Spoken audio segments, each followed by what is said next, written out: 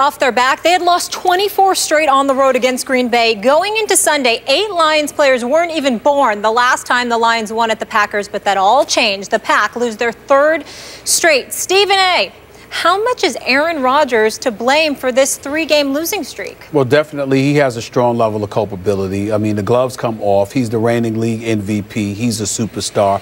He's the best. He's the greatest talent at the quarterback position that I've seen in all my years of watching this game. I repeatedly say he's a bad man, but the fact of the matter is that I'm not overly impressed with what I'm seeing from him, and I don't completely blame him.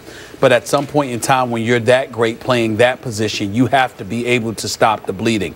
It's one thing to lose back-to-back games to Super Bowl championship contenders in Denver and Carolina. It's another thing entirely to lose to the hapless Detroit Lions. He connects with Perillo for an 11-yard touchdown pass to bring them within 2 points. Can't convert the 2-point conversion. He felt some pressure and obviously threw the ball a little bit too early. But at the same time, Detroit was able to get a hand in the mix, and obviously Cobb and those boys couldn't pull the ball in. In the end, what it comes down to is this, however. You threw the ball 61 times. You completed 35 of your passes. You did not throw an interception, but your offense was still relatively anemic, which is why you ended up only scoring 16 points on the afternoon. I was disgusted with Mason Crosby because what kind of a field goal kick was that when you're in position to win a game? I mean, that's just pathetic, to be quite honest with you. If I remember correctly, Skip, I'm watching the game. I didn't see it blocked. If it was blocked, I certainly couldn't tell. I saw Randall Cobb drop a pass. I saw Jones drop a pass. I didn't see Devontae Adams capable of getting open. Apparently some stat that, the NFL Countdown crew put together, Skip, talking about the NFL Scouting Combine combined with Pro Day. Those 2 stats that were accumulated indicates that the trio of Adams, Jones, and Cobb are the slowest receivers in the NFL. So Aaron Rodgers clearly has to work with that, which explains why it appeared all evening long the receivers were incapable of gaining any kind of separation. But in the end, you're Aaron Rodgers, and you have to figure it out enough to prevent a 3-game losing streak. I know your special teams gave up the 104-yard return to Amir Abdullah on the kickoff. I know that obviously the defense coming into the game is giving up an average of 375 yards over the last 2 games in the air alone. I get all of that, but you're Aaron Rodgers. And you have to figure out a way. You have to find a way. And that's why I think it's apropos that they're going up against Minnesota on the road next week with the division lead on the line, because I want to see what Aaron Rodgers and the Green Bay Packers do to respond to this challenge. I know that he's not working with much, but I still expect to see better from him. And I'm not seeing it right now. And right now, he doesn't deserve to be mentioned in the same breath as Tom Brady. Thank you very much for saying that. I got to tell you, yesterday it hit home like tons of bricks to me, Stephen A. Smith, that Aaron Rodgers is not what he used to be. I'm going to state this again just so I drive home the point to everyone who's watching. Aaron Rodgers threw 61 passes yesterday, a career high. 61 times the ball was placed and the game was placed in his hands. And he lost at home to the 1-7 Detroit Lions. The first time the Lions, as Molly pointed out, have won at Lambeau Field since 1991. Just keep that in perspective. 24 years. It has come to this for that Aaron Rodgers. That's really stunning to me, because obviously we kid back and forth. I have respect for Aaron. I have enough respect that I'm stupefied over this. I find it almost inexplicable that the same Aaron Rodgers, who did often used to be a bad man, is this bad, this consistently bad. He threw some good balls yesterday. He threw some quick, sharp darts.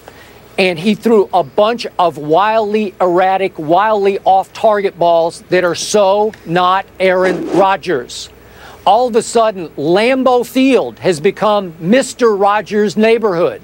I never thought I could get away with saying that, but it's true. Mr. Rodgers' neighborhood in Green Bay, Wisconsin.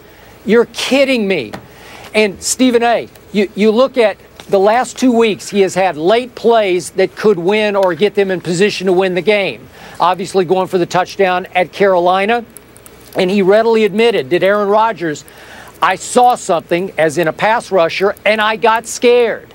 And he did not see Cobb come quickly open. He missed him. He didn't even see him. And then yesterday, as you point out, a blitzer did come free. But the old Aaron Rodgers would have escaped stage right or stage left. He would have bolted the pocket, a la any of the scrambling quarterbacks, Russell Wilson, Johnny Manziel, whoever you want to throw in there.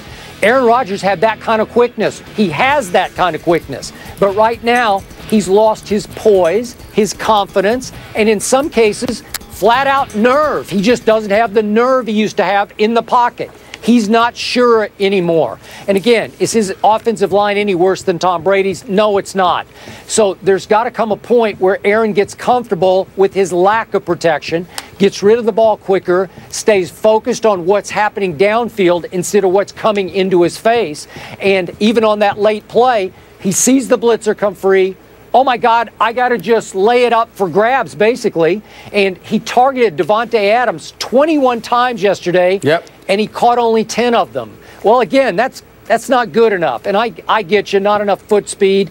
You know, I've thrown this out half jokingly before. I don't know, maybe Jordy Nelson did help make Aaron Rodgers because he sorely misses him. For a while, he did not miss James Jones because for a while, through like 4 or 5 games, James Jones was leading the NFL in touchdown receptions. All of a sudden, he is MIA. They cannot get the ball to James Jones, maybe because defenses are saying, we're not going to let you get the ball to James Jones anymore.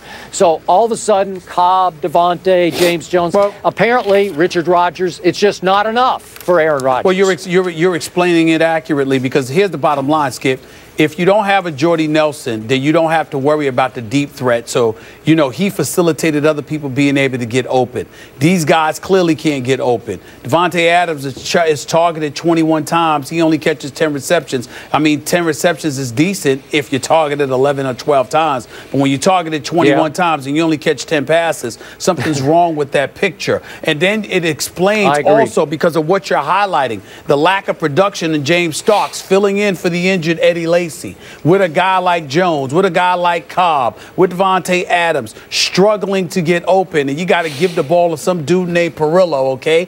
The reality is that it explains the hesitancy with which we're seeing from Aaron Rodgers. Holding on the ball just a little bit too long, sometimes getting rid of the ball just a little bit too quickly, because whether it's timing issues or overall trust issues, the fact is something is missing from him with his receiving corps, and the running game ain't helping anything because they're little to no threat. In the end, however, you're Aaron Rodgers. It's incumbent upon you to figure it out, and you haven't yet.